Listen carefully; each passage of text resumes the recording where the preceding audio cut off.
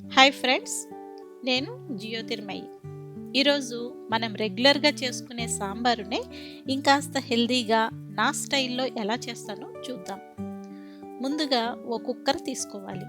ఇందులో ఓ చిన్న గ్లాసుడు పెసరపప్పు వేసి నీళ్లతో 2-3 సార్లు కడగాలి.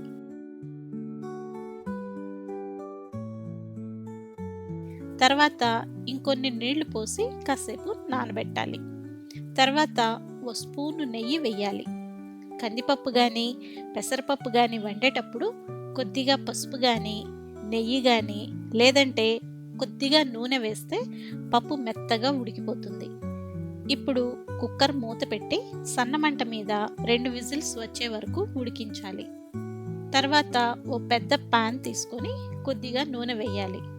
ఇప్పుడు తాలింపు కోసం కొద్దిగా మినప్పప్పు, ఆవాలు, జీలకర్ర వేసి కాసేపు వేయించాలి. తర్వాత 2 ఎండుమిరపకాయలు, కరివేపాకు వేసి వేగనివ్వాలి.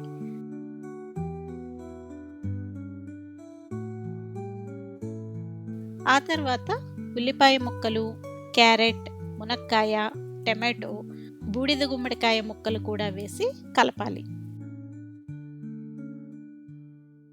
తర్వాత మూత పెట్టి కాసేపు వేగనివ్వాలి. ఇప్పుడు కొద్దిగా ఇంగువ పొడి, కారం, పసుపు, ఉప్పు వేసి వేయించాలి.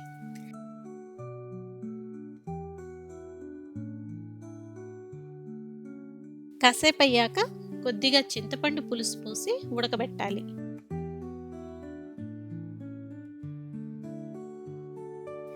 ఇప్పుడు నీళ్లు, ఉడికించిన పెసరపప్పు వేసి కలపాలి.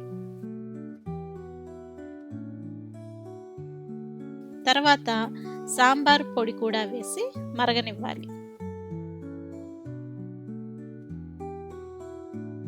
చివర్లో ఉప్పు, కారం, పులుపు సరిపోయింది లేనిది చెక్ చేసుకొని కొత్తిమీర చల్లి స్టవ్ ఆపేయాలి. గుమగుమలాడే పెసరపప్పుతో చేసిన బూడిద గుమ్మడికాయ సాంబార్ రెడీ. ఇడ్లీ, పొంగల్, వడ లాంటి టిఫిన్స్తో పాటు అన్నంలోకి కూడా ఇది అద్భుతంగా ఉంటుంది. వీటన్నిటికంటే రాగి ముద్ద, జొన్న సంకటి, కొర్రలు, సామల్ లాంటి సిరిధాన్యాలతో చేసిన అన్నానికి ఇది చాలా మంచి కాంబినేషన్ అండి.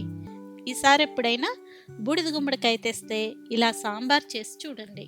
టేస్ట్ ఎలా ఉందో మాకు కామెంట్స్ రూపంలో తెలియచేయండి. మరో మంచి వీడియోతో మళ్ళీ కలుద్దాం. సెలవు.